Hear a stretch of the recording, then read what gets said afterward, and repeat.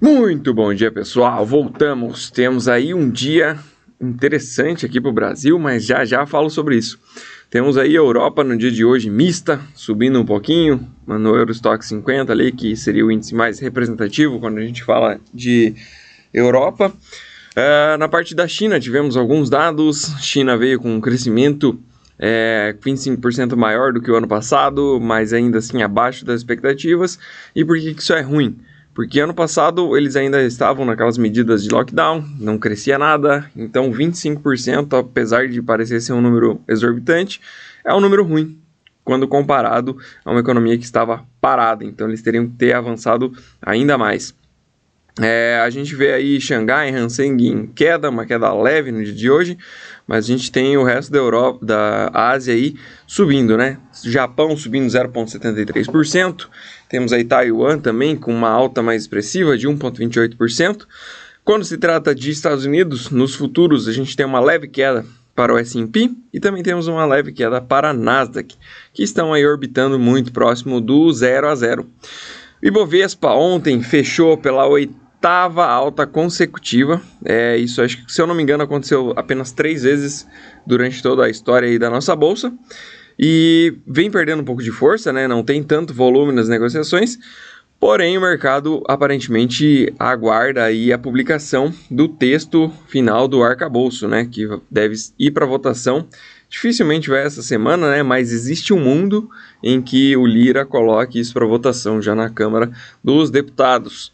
Hoje, às 9 horas da manhã, será trazido pelo relator o texto, então, a ser publicado. Lembrando, esse texto do arcabouço, ele, em tese, é bom, mas ele é muito fraco no sentido de responsabilidade.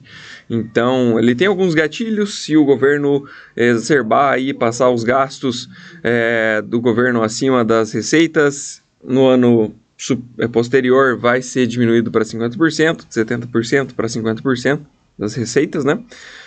Porém, não acontece nada se você não atingir essas metas, né? Então, por exemplo, se eu gastei mais do que 70% do que eu arrecadei no primeiro ano, no segundo ano, basicamente, eu só vou poder gastar 50%, mas e aí? Se eu já gastei mais que 70%, por que eu não posso gastar mais que 50%? Afinal de contas, é só mandar uma cartinha pro Congresso e falar, me desculpa, e tá tudo certo. Então, esse é um dos principais pontos aí que o mercado tá atento, né? De não ter uma responsabilidade fiscal. Vamos ver se vai ter alguma mudança. Eu acho difícil ter. Porém, vamos ficar acompanhando aí às 9 horas da manhã, provavelmente o drive mais importante do dia. A gente tem para o dia de hoje também um dólar caindo 0,08 contra as principais moedas do mundo e um dólar um pouco mais forte contra moedas de países emergentes. Lembrando que aqui no Brasil ontem o dólar praticamente perdeu aí a região dos 4,90 e tá com cara de que vai em busca aí dos 4,60, né? E vai depender muito também dessa questão do arcabouço, mas a princípio tá bem interessante aí no Brasil para trazer fluxo estrangeiro, colocar na renda fixa aqui, fazer o chamado carry trade, né? Porque a nossa taxa real de juros é a maior do mundo, então isso acaba atraindo muito capital estrangeiro, favorece para que o dólar vá para baixo, dólar indo para baixo favorece para termos uma inflação menor e lá na frente favorece para termos cortes na taxa de juros. Também temos hoje um petróleo em leve queda de 0,11%, cotado no momento a 71 dólares o barril. Questões de petróleo, tivemos aí um relatório da Agência Nacional de Energia, dos Estados Unidos, né, publicando aí que a Rússia não cortou as produções como ela vinha dizendo que estava fazendo, e apesar da OPEP como um todo estar cortando, o mercado ainda está nessa pegada, né? Então, se a Rússia efetivamente cortasse o que ela disse que cortaria, a gente provavelmente veria uma pressão maior nesse petróleo e um preço menor pelo barril, que não é o que está acontecendo no momento, né? A gente tem um minério de ferro que ontem deu uma boa subida, hoje vem subindo também mais 1,12%, cotado aí a 723 yuans a tonelada. Para as agrícolas, a gente continua vendo um cenário aí de queda, trigo, milho, soja, complexo da soja caindo também, né? E o café também, todos em queda. Ontem a gente teve uma recuperação da soja, na Bolsa de Chicago, também tivemos uma recuperaçãozinha no milho e no trigo, mas hoje volta a pesar aí no cenário internacional. Aqui no Brasil, ontem a gente teve uma notícia publicada aí pelo Ministério da Agricultura, dizendo que foi encontrado 2 aves silvestres com a influenza, né? Com a gripe aviária.